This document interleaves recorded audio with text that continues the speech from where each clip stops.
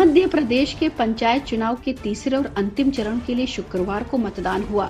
इस दौरान मुख्यमंत्री शिवराज सिंह चौहान ने अपने निज ग्राम जैत पहुंचकर मतदान किया, लेकिन पूर्व मुख्यमंत्री कमलनाथ ने वोट नहीं डाला।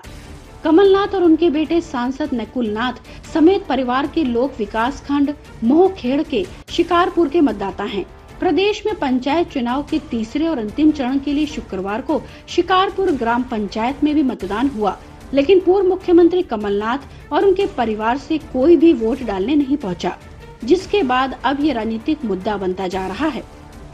मुख्यमंत्री ने बालाघाट में चुनावी सभा के दौरान कहा कि पूर्व मुख्यमंत्री कमलनाथ प्रदेश भर में जाकर वोट मांग रहे हैं, लेकिन खुद ने वोट नहीं डाला।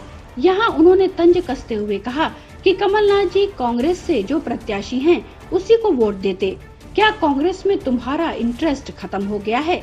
तुम ऐसे लाट साहबों की वोट डाले तो जनता डाले, गरीब डाले, किसान डाले, माताएं बहनें डालें, और हम तो बड़े आदमी हैं, राज करेंगे। कमलनाथ ने लोकतंत्र का अपमान किया है, इसे जनता सहन नहीं करेगी। मुख्यमंत्री ने इसे जनता का अपमान बताते हुए कहा कि मैंने खुद अपने ग्राम जैत पहुंचकर मतदान किया है। वहीं जिले के प्रभारी मंत्री कमलन पटेल ने ट्वीट करके कहा है, कमलनाथ ने वोट इसलिए नहीं डाला क्योंकि कमलनाथ जी का स्वयं का भी कांग्रेस पर विश्वास नहीं रहा। कमलनाथ प्रधानमंत्री नरेंद्र मोदी के कांग्रेस मुक्त भारत का संकल्प पूरा करने में सहयोग कर रहे हैं, इसलिए उन्होंने वोट नहीं डाला है। वहीं इस पर कांग्रेस ने भी जवाब दिया। कांग्रेस का कहना है कि भारतीय जनता पार्टी की व्यवस्था के कारण कई लोग वोट नहीं डाल पाए। कमलनाथ मुरैना दौरे पर गए थे, इस कारण वो वोट नहीं डाल पाए। पीसीसी चीफ के समन्वयक नरेंद्र सलूजा का कहना है कि शिवराज जी को वोट पर बोलने का अधिकार नहीं है। उनके कारण प्रदेश भर में 3 लाख लोग वोट डालने से वंचित रह गए। इंदौर, भोपाल समेत कई बड़े शहरों में लोग वोट नहीं डाल सके, पर्चियां नहीं बटी, बूथों पर लोगों के नाम काट दिए गए। इसके लिए उनकी सरकार दोषी है। निर्वाचन आयोग ने ध्यान नहीं दिया। मामले में भारतीय जनता पार्टी के बूथ पन्ना प्रभारी फेल हुए हैं। कमलनाथ जी शुक्रवार को मुरैना के दौरे पर थे। वहीं कमलनाथ ने कहा कि शिवराज जी बौखलाए हुए हैं।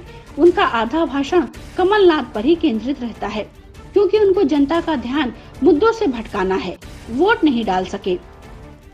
शिकारपुर ग्राम पंचायत में पूर्व मुख्यमंत्री कमलनाथ समेत उनके दोनों बेटे नकुल नाथ और बकुल नाथ, पत्नी अलका नाथ का नाम भी मतदाता सूची में है। लेकिन पिछले लोकसभा चुनाव में सिर्फ पूर्व मुख्यमंत्री कमलनाथ और उनके बेटे नकुल नाथ और बहू प्रिया नाथ ने वोट किया था, जबकि पत्नी अलका नाथ और बेटे बकुल नाथ ने वोट नहीं डाला था। Bureau report, public news. वरिष्ठ कांग्रेस नेता आनंद शर्मा ने बीजेपी के राष्ट्रीय अध्यक्ष जेपी नड्डा से मुलाकात की, जिसके बाद शर्मा के बीजेपी में जाने की अटकलें तेज हो गई है। हालांकि उन्होंने इस तरह की अटकलों को सिरे से खारिज कर दिया। आनंद शर्मा ने कहा कि अगर उन्हें ऐसा करना होगा तो वह खुलेआम करेंगे, क्योंकि हम दोनों एक ही राज्य से हैं। आनंद शर्मा ने कहा कि उनका जेपी नड्डा से पुराना सामाजिक और पारिवारिक नाता है। हम दोनों हिमाचल प्रदेश से हैं और दोनों ने एक ही विश्वविद्यालय में पढ़ाई की है। उन्होंने कहा कि मुझे खुशी है कि मेरे राज्य और विश्वविद्यालय से आने वाला कोई व्यक्ति सत्तारूढ़ दल का अध्यक्ष है। जेपी नड्डा के साथ मुलाकात के बाद आनंद शर्मा ने कहा, अगर मुझे बीजेपी अध्यक्ष जेपी नड्डा से मिलना होगा तो मेरे पास उनसे मिलने के सारे अधिकार है। मेरे लिए वह सिर्फ बीजेपी के अध्यक्ष नहीं है, इससे कोई राजनीतिक महत्व नहीं जुड़ा होना चाहिए। आनंद शर्मा ने आगे कहा कि अगर मुझे उनसे मिलना होगा तो मैं खुलकर जाऊंगा, इसमें कौन सी बड़ी बात है। मैं कांग्रेस से ताल्लुक रखता हूं। उनकी विचारधारा और हमारी विचारधारा अलग होने का मतलब यह नहीं है कि हमारे बीच कोई निजी मतभेद है। हम वैचारिक विरोधियों को अपना सामाजिक दुश्मन नहीं बनाते। कांग्रेस नेता ने कहा कि इस मुलाकात के बारे में अटकलें लगाने और अफवाहें फैलाने का कोई मतलब नहीं है। कांग्रेस नेता ने बताया कि वो और जेपी नड्डा मिलते रहते हैं, उनके बच्चे भी आपस में मिलते रहते हैं। आनंद शर्मा ने कहा कि हिमाचल प्रदेश विश्वविद्यालय के पूर्व छात्र संघ ने उन्हें और जेपी नड्डा को सम्मानित करने के लिए आमंत्रित किया था। उन्होंने कहा कि इस कार्यक्रम में जाने को लेकर नड्डा जी से फोन पर बात हुई थी। इससे पहले मई महीने में भी आनंद शर्मा ने जेपी नड्डा से मुलाकात और बीजेपी में शामिल होने की अटकलों को खारिज किया था। उन्होंने कहा था कि उनके भाजपा में शामिल होने की अफवाह फैलाई जा रही है। लेकिन यह बात गलत है और किसी की राजनीतिक शरारत है। आनंद शर्मा G23 के उन अहम सदस्यों में शामिल हैं जिन्होंने पार्टी नेतृत्व से कई बार और सार्वजनिक तौर पर अपनी नाराजगी जाहिर की है। सूत्रों की माने तो बैठक में हिमाचल प्रदेश के राजनीतिक हालात और समीकरणों पर भी चर्चा हुई। Bureau report, public news.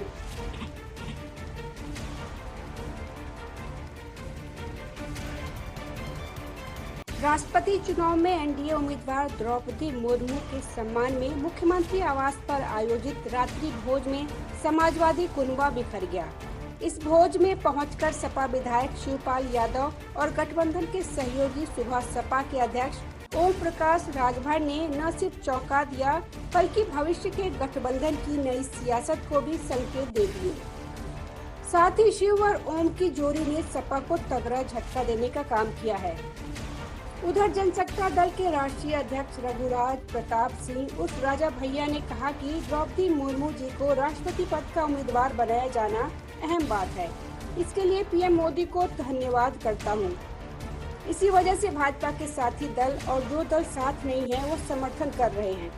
Jansatta दल द्रौपदी मुर्मू का समर्थन करेगी। वहीं सपा प्रमुख अखिलेश यादव के सियासी सफर पर चाचा शिवपाल सिंह यादव और सहयोगी ओम प्रकाश राजभर के गुस्से के बादल मंडरा रहे हैं। शिवपाल और राजभर की जोड़ी रह रहकर अखिलेश को सियासी पाठ पढ़ा रही है और नसीहत भी दे रही है। सपा प्रमुख पर तंज कसते हुए शिवपाल ने कहा कि अखिलेश यादव में राजनीतिक परिपक्वता की कमी है। इसके कारण समाजवादी पार्टी कमजोर होती जा रही है। कई नेता पार्टी छोड़ रहे हैं। मुझे पार्टी की बैठकों में आमंत्रित नहीं किया जाता है। मुझे विपक्ष के राष्ट्रपति पद के उम्मीदवार यशवंत सिन्हा के साथ बैठक में भी नहीं बुलाया गया। अगर अखिलेश मेरे सुझावों को गंभीरता से लेते तो उत्तर प्रदेश में समाजवादी पार्टी की स्थिति बिल्कुल अलग होती।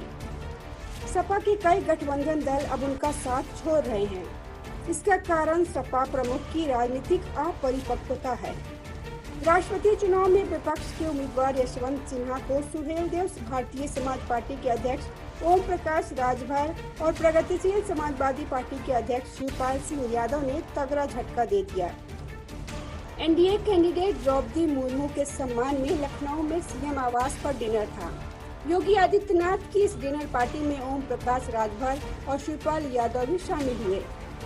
शिवपाल और राजभर के इस कदम से राजनीतिक गलियारों में चर्चाओं का बाजार गर्म है। यूपी विधानसभा चुनाव से पहले ही अखिलेश यादव ने ओम प्रकाश राजभर और जयंत चौधरी और शिवपाल यादव की प्रगतिशील समाजवादी पार्टी से गठबंधन किया था, लेकिन चुनावी नतीजों के करीब 100 दिनों बाद ही यह गठबंधन बिखर गया है। बता दें कि ओपी राजभर ने पिछले 1-2 दिनों में इस बात के भरपूर संकेत दिए हैं कि समाजवादी पार्टी और सुबह सपा का गठबंधन टूटने वाला है, लेकिन पहले वो नहीं करेंगे और अखिलेश को गठबंधन तोड़ने का मौका देंगे। Bureau report, public news.